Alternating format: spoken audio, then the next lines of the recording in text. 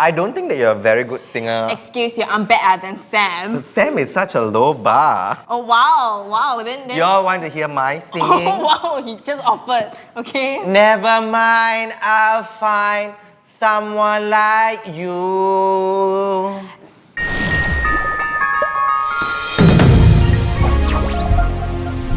What is up, guys? It's Wednesday. That means we're halfway through the week, and that means it's time for... To confirm that Sam has been fired. And it's time for the good school. And in headlines, we found a very interesting, underrated, and Instagrammable attraction in Singapore. You want to know where it is? Stay tuned. Moving on. So, in this first piece of news, the land down under is allowing people to enter soon. So, according to this paper in front of us, the Australians will be letting in the non-Australians very soon if we keep up this safetiness and these low COVID numbers. So please stay safe so we can go down under. Let's do that. So, speaking of traveling, yeah, there's a place that does not even require traveling. So right here in Singapore, it's Instagrammable, convenient, and it's quite underrated. Want to find out more? Moving on! Okay, have you seen those TikToks, right? Where they bring you to this very low-key, hidden gem kind of place? Yeah, like the hidden place. There was one place where the refrigerator door, you open, it's a restaurant. Yes, oh my god, yes, that kind. Okay, so in the spirit of rediscovering Singapore, we actually found this new exhibition. It's pretty underrated, I feel. It's at Singapore Chinese Cultural Centre, and it's called Singapore Ren. Yeah, Ren, the Chinese character? Yeah, like Ren, the Ren. Oh, okay. And so basically what it is it explores the Singaporean identity. We should go down. What's this? Because I'm not going to take public transport and go there. You know I'm a bit of a diva and all that. So ask Madam Esmeralda to tompang us there. Okay, if you're hearing us, Madam Esmeralda, we don't want to take bus, we don't take Grab. Please bring us there. Fine, you can't even afford the bus, peasant.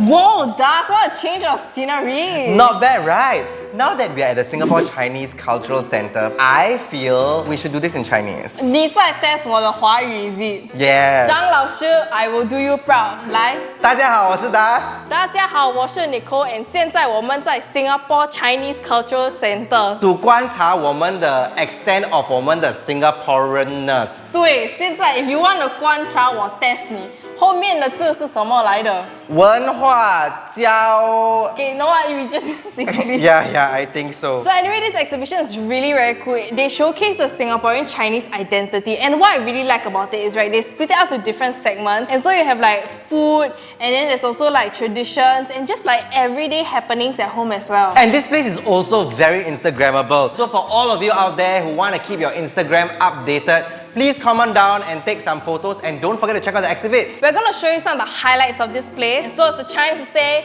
接下来. I thought we were doing this in English. Right, moving on. Okay, so basically what this is what goes on in a typical Singaporean Chinese household. So one thing that I really want to know, right, is has everyone gotten cane before? Yeah, I'm sure this is not just a Chinese thing because I've gotten cane before, so I can identify. Very sure how many, right? Yeah, we are getting along really well. Okay, something else that I feel will resonate within the souls of everyone, right, is having a chocho. Have you had one before? I don't have the same soul as you because I've never had a chocho before. Are you serious? Yeah. Do you know what that is? What is that? Okay, I show you. It's a pillow that's made of beans. Normally it's your grandma will make it when okay, you're born. sentimental value and all that. And then you let your scent harvest in it. You just don't wash it. Okay, so it's chocho lah. It's very smelly. Yeah. Okay. Oh my god, guys, can you comment down below if this is a Chinese thing or is this a universal? And can you let me know if my grandmother loves me because I don't have all this. Hey, we have a special guest. Wow, Das. Introduce him. Hey, he's here. No. Oh my god. Moving on. So, this exhibition houses a wide array of interesting facts about the Chinese Singaporean culture. We've got celebrations from Chinese New Year to Zhongyuan Festival, also known as the Hungry Ghost Festival, and tidbits about the history of Getai. Not only that, they have a room that showcases how our local lingo came to be. And to top it off, they've created a huge hawker center table with a projector exhibition to explain the origins of some of our favorite and iconic Singaporean dishes. Woo! Okay, so basically that was all the highlights for this exhibition. Yes, and it was really fun and interesting to learn about the Singaporean Chinese culture. I think what's cool is that we're really just barely scratching the surface of this entire place. And so now we're gonna head back to the studio, get some real life food and tell you more information. Madam Esmeralda, please bring us back. 我要回家，我不要take bus. Or MRT? Oh my goodness, you're so lazy. Oh my god, that's this the first ever excursion we've had on TGS. Yes, and I felt it was so informative, and I personally feel like I learned so much about the Singaporean Chinese culture. And one thing I love about this exhibit is that like they cater to the younger generation also, because like the places is very aesthetic, yet there's also like a lot of information there, you know? Yes, because they have really relatable exhibits and also Instagrammable locations. And it's also very convenient to get there because you can alight at the downtown MRT station and also at the Tanjong Pagar MRT station. So you choose like where you're coming from. We'll be leaving the link down below to the exhibit so you can find out more information. And yeah, head down there and learn about Chinese culture, take some photos. I don't know, as the old saying goes, yes, you're live. Hey, English lah. Moving on. Okay, so for this next piece of news, I'm like low-key happy, but also like it brings back memories of sadness also. Like what? Tell me your problems. Wow, you finally care? Yeah. Do you see those pictures of Teo Heng closing down? Yeah, it was very sad, and I also heard that they donated their sofas to an old folks home. Like I think that donation of sofas really sealed the deal that they're never like gonna be open again. Yeah, because it really feels like they're giving up all their assets. But good news, guys. There's this new karaoke place called KStar, and they're reopening at the end of November. That means it's time to go there and sing. Yeah, and also rumor has it, right, that if you want to sing in this, you need to go for a COVID-19 swab test that Nicole knows a lot about. Are you serious? Yeah. Don't lie. Yeah. Is this like alleged or is this fake news? Like it's almost true. Yeah. I went for the swab test once, right, and my nostrils have been so violated by that stick that I'm never gonna go back again. I'm just like being so healthy right now because I don't want to get swabbed, so I'd rather just sing at home. I don't think that you're a very good singer. Excuse you, I'm better than Sam. Sam is such a low bar. Oh wow, then You all want to hear my singing? oh wow, he just offered, okay? Never mind, I'll find someone like you. Okay, but anyway, I'm quite excited for the opening of KStar. Yes, and I think a lot of us will get to do a lot of the things that we used to do regularly. And I am definitely not karaokeing with us. Moving on! So now it's time for Samaritan of the Week! I guess that's what we're gonna do now until Sam comes back. Yeah, and you know Sam is quite annoyed that I've changed the jingle. That is your Insta Yeah, story. she went crazy on Instagram, but forget about her, it only lasts for 24 hours.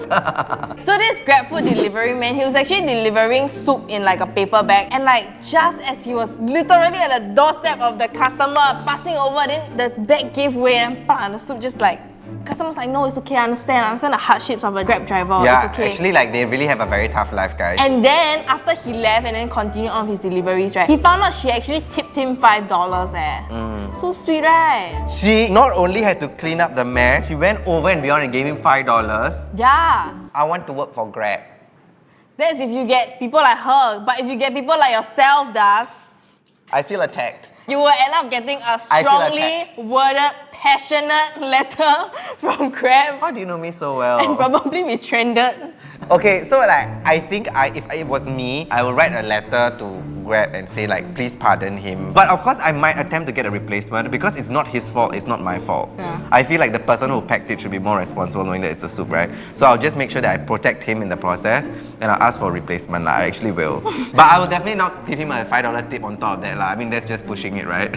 How about you? I mean, I can't afford the $5 tip. She can't even afford a Grab in the first place. Don't talk about a tip. Yeah, I'll be just walking to my house downstairs to buy. Yeah, and then she's carrying her piggy bank and counting coins there. But anyway, thank you, Faith, for sending this in. And thank you to the lady for being so understanding to the Grab delivery driver. Let's try, okay, from now onwards, if something bad happens to us, let's try to be good and go over and beyond. And give the person money. Yeah.